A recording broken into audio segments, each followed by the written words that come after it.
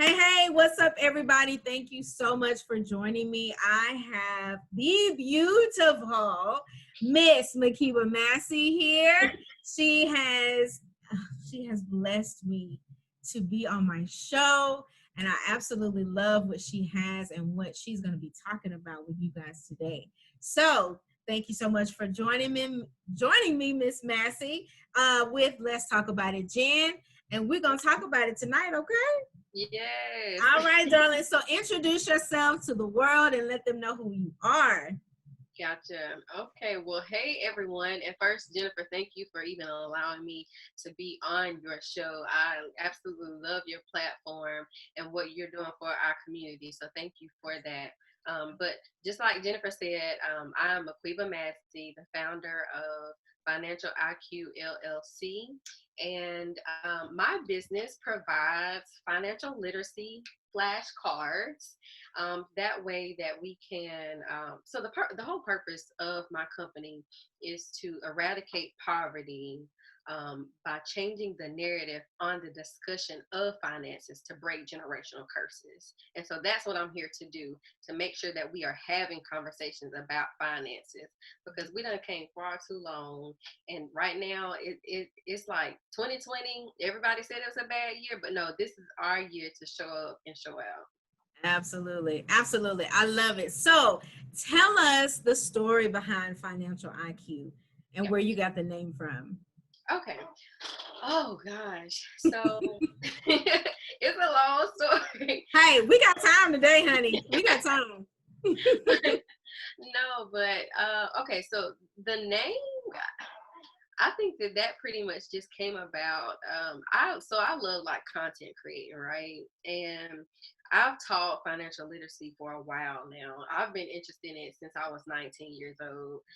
So I've been doing it for about 10 years. And I've always like just used IQ, right? Everybody talks about what your IIQ is. And so I was just like, okay, well, let's try to put that into finances. And so it was as simple as like financial IQ, and then I can like turn that into so much, right? So I use that like FIQ. So then it's just like financial independence questions, and so it's just like words play on a lot of different things. It's your Yes. financial intelligence quotient. So it encompasses a lot, and it's meant to do that. That was certainly the intent behind it, but how the whole idea, company, branding, all that came about was because I was in a low place in my life. I think I told you I was and still am now. I'm in school and I'm only able to make $10 an hour because that's what the school is willing to pay, right? And I can only work 20 hours a week, and so I was at like a low place in my life. And so when I moved here to go to school, I was literally making 65,000 in Nashville, which is where I'm from, and then I moved here. And so if you did the math with the $10 an hour, 20 hours a week, that's less than like $10,000, right? So I That's went from nothing, honey. 55 to 10,000. The struggle was real. All right. For real, for real. Right. I was out here in these streets. Girl. So basically, I started having these conversations with my friends and family, and obviously there were conversations about finances, but nobody was comfortable with talking about it. And I think that that's very important for us to really break these generational curses. We have to at least start with having the discussion. And I know finances aren't necessarily the most enthusiastic topic to talk about, right? A lot of people are shy or don't want to share what they have going on because they're doing really, really great or they're doing really, really poor. And so a lot of those conversations weren't being had. And so I literally came up like every day. I was writing questions. And these were questions that I was going through in my head to help me in the circumstances that I was in. And so, yeah, I literally, came up with 69 questions, monetize that by putting it into a game card. This is just the prototype, so it's gonna look a lot better. I actually finished submitting the final draft of what I wanted to look like today, and so once all that gets in order, we're gonna be ready to rock and roll July 1st. Yes, I love it. And I like the fact that you said that we got to break this generational curse where, you know, people are not wanting to talk about their finances. And I think we as a Black community, we think about, oh, well, I don't want everybody in my business. I don't want people to know how much I make, whatever. And you know, it's not even really about that. It's about, you know, what you need, like what help you need financially. And I think we're so secretive. I'm sorry. No, you're good. I We're, literally put my phone on do not disturb, but it's like coming through my laptop. it's okay. It happens, honey. It happens. But no, we get to a point where we're so shut off from the rest of the world that we don't want any help. We think we can do it all by ourselves. But I love the fact that you put everything in a game and you made it fun. Yeah. And you don't think about finances as being a fun thing to learn, Not a fun at thing all. to do. Not at all. So I'm interested to see, you know, what the game is all about. So tell me your biggest struggle, or the biggest struggle that that you've seen in the Black community with finances. So I'll tell you that. But then also, like at the end, I would just like to ask you some questions that's on the game card, so we can like maybe play like a small little round of the game card. Oh, I'm with it. Let's go.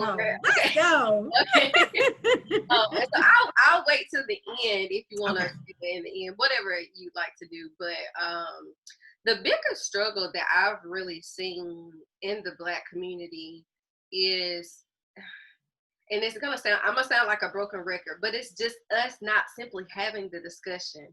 And I'll give you an example of that, right? So when I first even started the business, I was trying, finding my way around with branding and all this good stuff, making sure my social media is on point, my website's on point. Like I was trying to get all my ducks in a row, right? And so I was putting up all these little cute quotes. And so I know you're familiar with the song Savage and how people can be ratchet, bougie, classy, all these different things. And so, why do they keep calling? Are you able to hear that? Like, are you hearing the FaceTime call coming in? Like, this is ridiculous. Listen, you tell them that you are on an interview and you ain't got time to be talking to them right now. Horrible. I don't even know how to turn the feature off. So anyways, so with that song where you can be ratchet, classy, bougie, savage, I turned that into the tiers of your credit card or your credit score, right? Okay. So if ratchet, obviously you got a low credit score. Bougie, you climbing up the ladder. Classy, you out there, so you pretty good. You in the green, and then if you savage, obviously you got the a good credit score. So I was trying to relate that to what was on and popping within society, just so I can wordplay off of it, get millennials in, and on that whole wave. And so at the beginning of me marketing, I didn't show my face. Like I love being in the background, right? Behind the scenes work. Like I ain't all for the interviews and nothing like that. Like this is just not me. And so a lot of people were commenting on that particular post and was just like, and it was Black people, and they were saying how how you misusing the Black culture appropriation and how that I was racist and I was tailoring my content to hurt Black people. And so I didn't put out a statement or anything, but I started to show my face to say that I look like y'all, like we here. We here. And so with that, like all of those, it probably except for two of those comments, all those negative comments came from Black people. And they thought that I was, someone of another race who was misusing their culture. And so what I got out of that is that we simply aren't doing what we need to do in regards to finances, right? Like no matter who would have put that out, whether I was Black or white, the fact remains the same is that we are lagging when it comes to finances. That includes us lagging with credit. So we may not have the best credit. That includes us lagging with earnings, our income that we're getting paid, right? For the white man, for every dollar he gets paid, a black man gets paid 87 cents. And then women, so that's both black and white, get paid even less than that at 82 cents. And so we are consistently lagging behind, and pretty much, I wouldn't say all, because that's a stretch, but for most of the part, we're lagging in a lot of the areas in finances. And that deals a lot with, us being enslaved and how we were brought up, not necessarily discussing finances, not understanding what we need to do in order to get to where other people are. So there's a lot of things that are going on that is really hurting our community.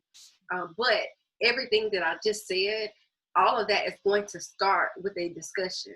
So we need to actually normalize the conversations around finances, right? Like, there should be no reason as to why we are shy to tell what our credit score is. And being that we are behind in getting paid what we actually are deserved, like, we should be able to talk again amongst one another to say, hey, this is how much I get paid.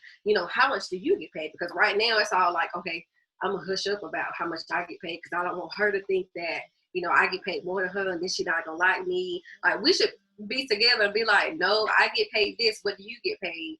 And then if we see gaps, be able to, we got the evidence behind it now to say that, no, she got paid this, I got paid this, like, we on the same level. What's really going on? So Yeah. all of that literally starts with a conversation. And no matter how you break it down, it starts with a conversation and us normalizing, the discussion around finances. Yeah. I believe that. I feel that. And it's interesting because, when you're working a 9 to 5, that's one of the first things that they tell you. Don't discuss your salary with anybody, keep your distance when it comes to, talking about how much you're making and this and that. Yeah. I never really understood it at first, but it makes sense now because they don't want you to discuss that. Yeah. They don't want you to go to them and say, well, so-and-so is making this amount of money. How come she making this and I'm doing it? Yeah. Girl, I get it. Yeah. I totally get it. So it happens all the time. It's holding us back, honestly. That's what I think. It's holding us back. It really so is. What do you want your customers to gain from buying this game? So when you purchase this game, and I actually had a virtual game night probably yesterday or the day before, and so I wanted to just showcase different ways on how you can play, because you can be as creative as you would like. And after that game night, I actually had one participant to call me back and was just like, so I don't understand what the purpose of the game is. Like, I wanted to leave and know he is very intelligent and a lot past where others may be. He and I both are in a doctoral program, and so he thinks exactly like me. Like, we have that business mindset. We know the goal, and if we don't see it right then and there, we're just like, what is this? Like, what's the whole purpose? So he called. He was just like, now, I was trying to learn. I was expecting to learn different things that I didn't already know about finances, and so I had to break it down to him to say that the whole purpose is to, and going back to the mission statement, to eradicate poverty by changing the narrative on the discussion of finances, right? Which simply means the narrative all along has been, be quiet. Don't discuss it. You know what you got going on. You in your little boat.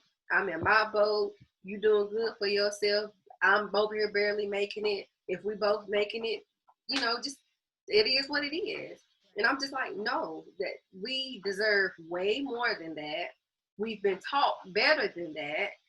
And we need to start having the discussion. And so the whole purpose of the game isn't to show you that this is right or this is wrong.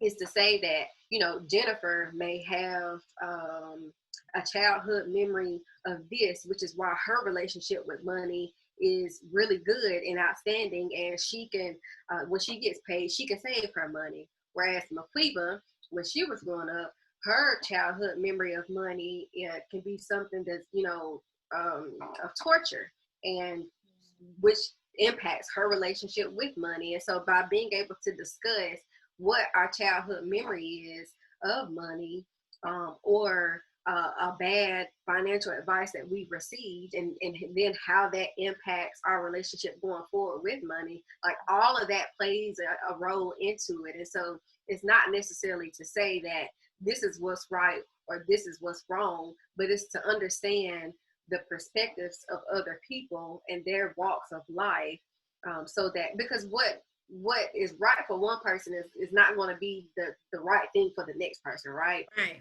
So a lot of these questions are subjective, and there's really no right answer. Obviously, you got some of the basics, like everybody.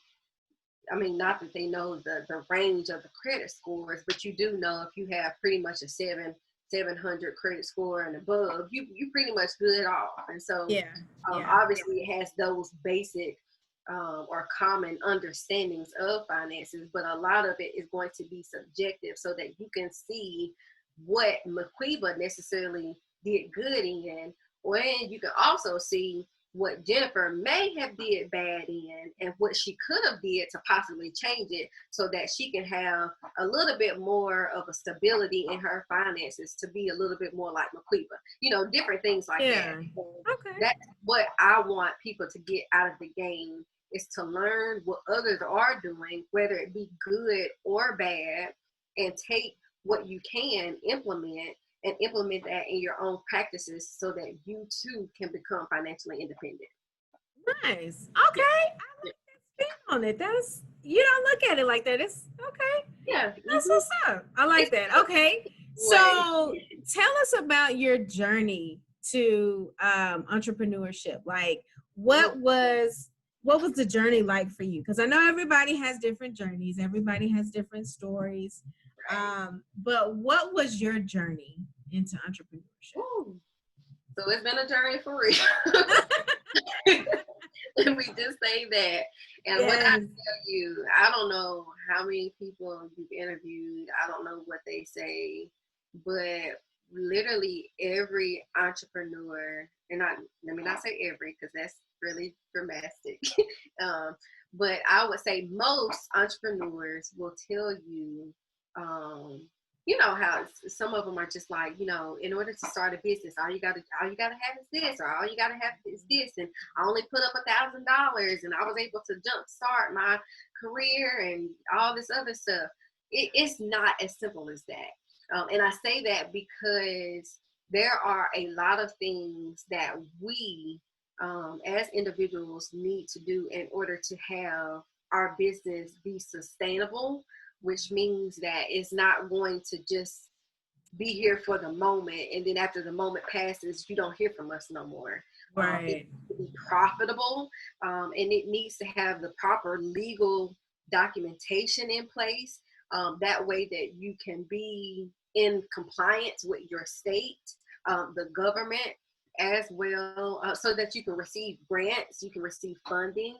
You need to have attorneys, you need to have accountants. Like there are a lot of things that we need to do in order for our business to be sustainable and move in a direction that we want it to go to. So if you want to have just a business, that may be easy, but if you want to have a profitable business, then it's definitely not as easy as a lot of the entrepreneurs are claiming it to be. And so with that, my journey has been very interesting. This is not my first go round. I've had multiple LLCs. I have like my own nonprofit where that's called Empower Her, and basically I'm encouraging women to put themselves first and give from the overflow, and that's in regards to financial fitness, spiritual fitness, mental fitness, and physical fitness. And so we cover all those 4 different aspects. And then not only that, I have my own vending machine company where I can make passive income. Yeah, being at the school, they told us since it's so intensive and we can only work 20 hours a week, they was just like, you can't have outside employment. In the policy, they didn't say that I couldn't have my own company. So, you know, went Yeah. around and I was just like, I need to make passive income. And so, you know, up front, all I had to do was buy the machine, make sure I have the proper legal documents and legal things in place. And then once I put the machine in place, obviously it's just there in a business making its own money, bringing in about $300, $500 per month passive income. I don't got to do nothing but go in and re-up my inventory. And then I also, have this. And so this is actually my first business where I'm actually selling a product, which is very new to me. And it definitely was a struggle. I thought it was going to be, really streamlined like all these other things have been. And it was not.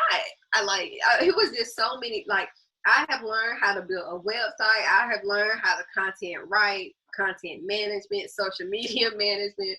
I've learned how trademarking, had to learn how to, set up your own. So I have a virtual address.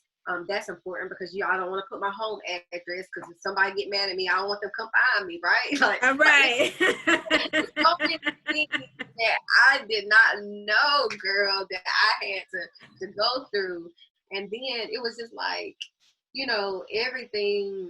not everything costs, but the expenses were on up there. And I'm just like, with the income that I got coming in, like, what? So I literally had to be like, okay, I got to do something to make money real quick. Like, I got to be on this. And so one of the things that I've been doing is learning how to run ads to get visibility, get the company visibility so that people can start recognizing my brand and understand what I am doing, so that they too can be, passionate and on the journey of discussing finances so that, all of us are becoming financially independent. So it's been a journey. It's not for kicks and giggles. It's very stressful. And then at the time that we are into, girl, I was just like, ain't no way. Like, some days I got up and I was just like, do I really gotta do this? And then like some days I get up and I'm just like, why? Like, because I have to make sure that I'm visible. Like, I have to post every day. I have to do all this and give my my opinion on what's going on with the stimulus checks that's coming in, the different SBA loans that are out there, the different grant people can apply to. So anything that deals with finances, like, I like to be able to tell my audience, firsthand, what they should be doing in order to receive money or to help them. And so it's something every day. Like, I'm literally working. Yeah. Girl, yes, I do understand. Yeah. I do understand.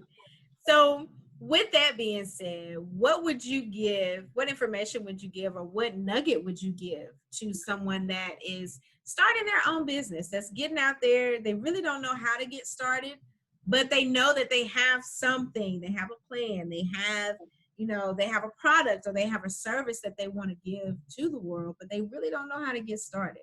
What advice would you give to them? Well, first, make sure that whatever you are doing is profitable, right? And so what I mean by that is make sure that whatever you are doing is actually solving a solution.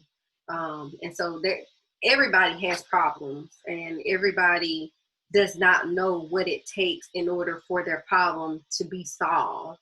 And so if you can find the problems that people are having and create a product or a service that will be the solution to their problem, people will purchase your product.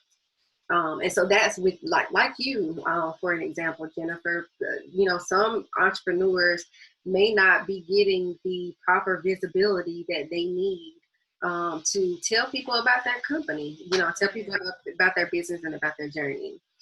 But you are giving them a platform to speak out about what they are doing and share with the world on your platform, so that they can become more visible. And so you need to be able to actually solve a problem.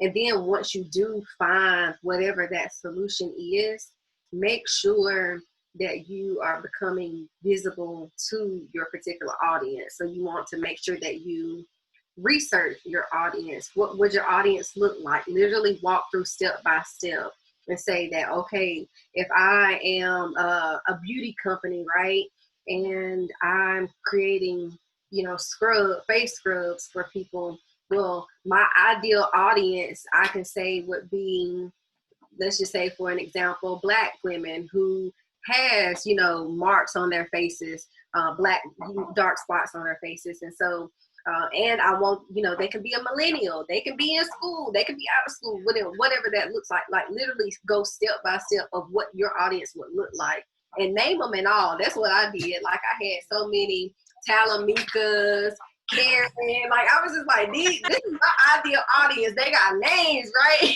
And I was just like, this is what I want them to look like. And this is the problems that they're having.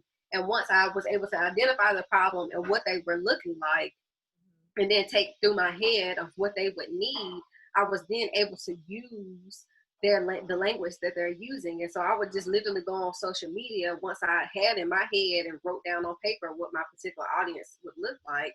I would then go research what a particular person with that scenario actually looks like on social media. And I would find out what they're posting, what they're like, what pages they're liking, and what they're looking at, pages that they're viewing. And so after I understood my audience and researched them well, then I was able to use language they was using.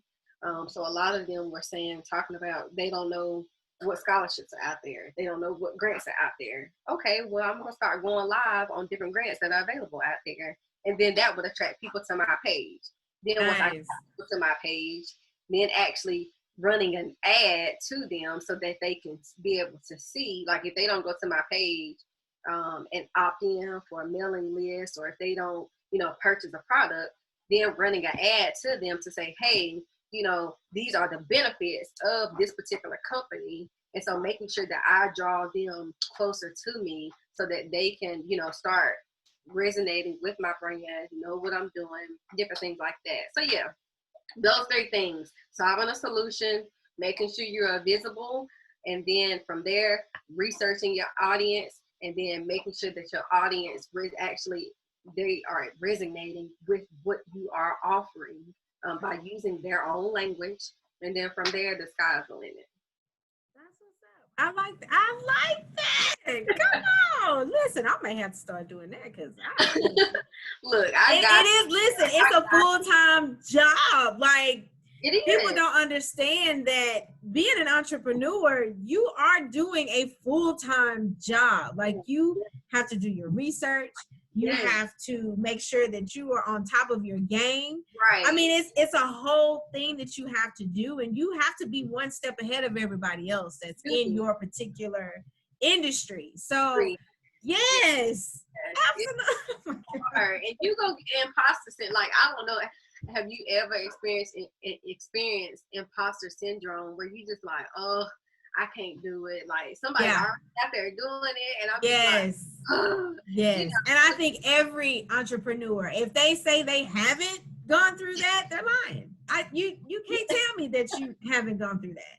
I mean, it's just that's part of it, and it's interesting to me how we can focus so much on what somebody else has going on, that we're missing that. Okay, you can look at what they got going on, but don't be so stuck on it.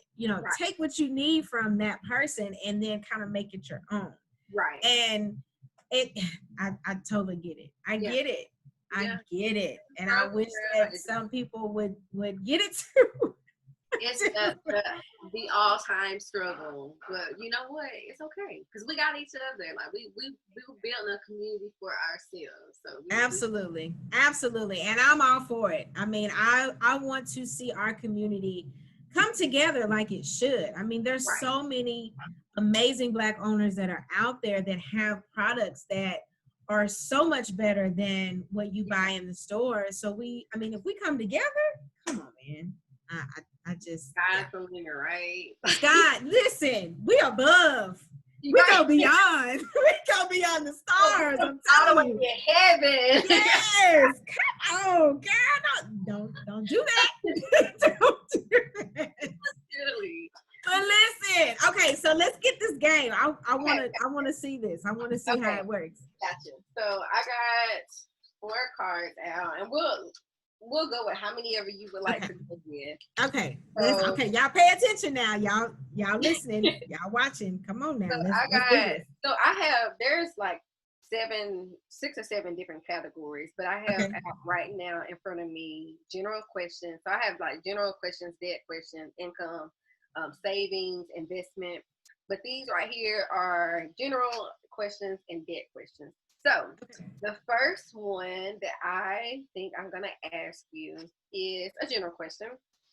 What are your money fears? Ooh.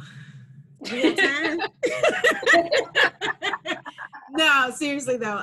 My money fear is not being able to provide, not being able to take care of me and my family. Okay. Not having enough. Yeah. Just not being able to handle all of my bills and all of the stuff that needs to be done around the house. Like that is probably one of my biggest fears. It's not being able to provide. Yeah, and that's a lot of people's money fears. But again, like we gotta make sure we just face our fears head on. Right. Like, when you were talking, I was just like, not being able to provide or not having enough. And I was just like, when I came down here, that's exactly what I was going through. I was just like, what? Like, this ain't love. Yes.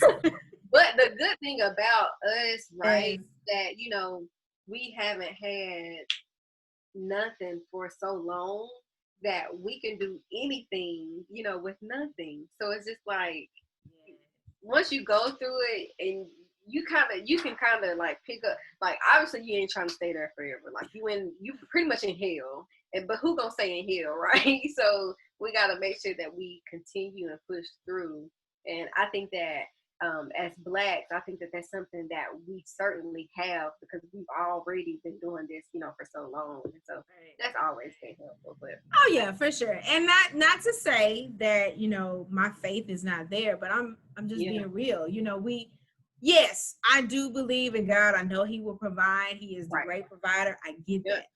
But that does not negate the fact that I'm still human. I still go through things. I still have stuff that I think about. Yeah. And that's just me being real. So don't y'all come for me. Don't y'all come for me talking about, oh, well, she's supposed to be Christian. She's supposed to believe in God. I do. Yes. Let's get that straight. I do. Yeah. But I do have my doubts. Yes. Just like everybody else. I mean, come on now. Exactly. Next question. Come on. I like this. Okay. So, what's the worst financial advice you have ever received? Oh my gosh. What's the worst? Go on and spend it, girl. You got it. You got it. Come on. You can spend it. Yes. That's a lie from hell. Don't ever believe nobody that say that. You got it. YOLO. No. That YOLO will get you in some trouble. That YOLO will. Listen. That was the worst, I think. You got it. Go on, girl. You got it. You can. Don't worry about it. Okay. Yeah. But being confident enough to be like, no. Actually, no. If I do got it, even if I don't, no. Like, no is a full sentence. I will never trust anybody that say that to me ever again. Simple as that. And I'm going to ask you one more. Okay. This is in regards to debt. Okay. So this is probably a little harder question, but let's see. Okay. Is there a such thing as truly being debt-free? And this is a subjective question too, so there's no right or wrong answer. I honestly think that you can be debt-free. And I look at that as Okay, yes, you know, you're gonna have your monthly bills, like your utilities, your rent, your mortgage. You know, that part of it, I really don't look at as a debt. Okay. That's stuff that you are gonna have Okay. until you die. Yeah. You're gonna have that until you die. Now, Yeah. debt is like credit cards. Yeah. The stuff that is not a necessity. Yeah. I think that you can be free from that if you know you're careful with how you do things. Now, I'm not against credit cards. I think that we have been kind of we've been taught not to use credit cards, not to deal with credit cards, but I think if you use them in a good way, Yeah. they're beneficial to you. Absolutely. But I think we think about free money. Yeah. And we go out here and we be real foolish with these credit cards. Please don't do that, y'all. So Please I honestly feel like debt is the stuff that we want, but we don't necessarily need. So yes, I do believe that you can be debt free. Yeah. You just have to be responsible. Right, exactly. And not only, I know you mentioned credit cards, but you can also, have auto loans. You can have school loans. You can have mortgages. There's so many different things that could make a person go in debt. And so, not that they aren't necessarily a necessity, but we just have to make sure that we have more income coming in than expenses or credit that's going out, right? And so the simple answer to the question is pretty much like the whole my company financial independence questions. So being debt free, not having to rely on having a job or working under others to sustain your living. And so yeah, you can definitely be debt free. You obviously need to have a lot of these conversations. You obviously need to have good practices and making sure that you have a good payment history, paying your bills on time, which all of that deals into credit. So Jennifer, I don't know if so I've been looking at a lot of interviews that these celebrities have been doing. The last one that I looked at was probably earlier today, and it was T.I. talking about how he was buying, I think, was it Bankhead? He was buying some properties on Bankhead because you know how the whole gentrification is coming into play and all this stuff. And he mentioned how he bought something with cash. And so this is, I guess it's probably answering your question early on when you're just like, what's one of the problems in the Black community with finances? And I see it a lot, especially with celebrities, with buying items in cash and paying it off in full. And so you said something in regards to, making sure that we're paying stuff off and not having enough cash and different things like that. And so when you hear a lot of celebrities or people saying that they bought things with cash and they're not using their credit cards responsibly and using it as credit flow purposes, right? Because the whole purpose of a credit card is to give you cash flow. So not that you necessarily can't afford something, but you need to have liquidity. So you need to have cash on hand, and you would rather pay it in a credit card, but then you already got the money for it anyway. Right. But if you're just making payments, or you can pay it off in full, within one payment.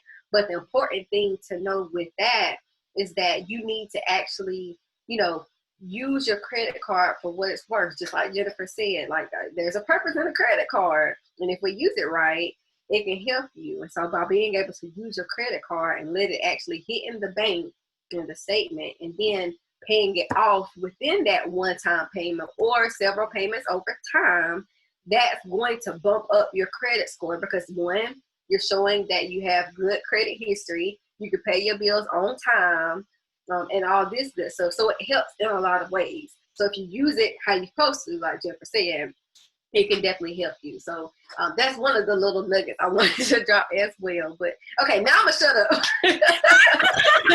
No, ma'am. Listen, you are helping the people, honey. I don't know if anybody else is getting it, but I am, because credit is something that people they don't understand, and they don't, you know, they don't try to dig into it, because it's like, oh, I ain't got time to be listening to doing all this, and I ain't got time, I just pay cash. Yeah. No, you have to build. You Yes. got to build so that you can build. I mean, it's, Yes. listen, I'm getting a lot from you. I promise I am. And I hope that my viewers are too. I promise. I promise I am. But listen, I have enjoyed this conversation. Like, for real, I have enjoyed it. And I want everybody to know how they can reach out to you. You know, whatever you need. Do you need sponsors? Do you need volunteers? You know, what do you need for your business, so that everybody knows how they can support you? I mean, just not just by buying the game, of course. Right. You know, we want people to do that. But what do you need from the viewers right now in your business? Gotcha.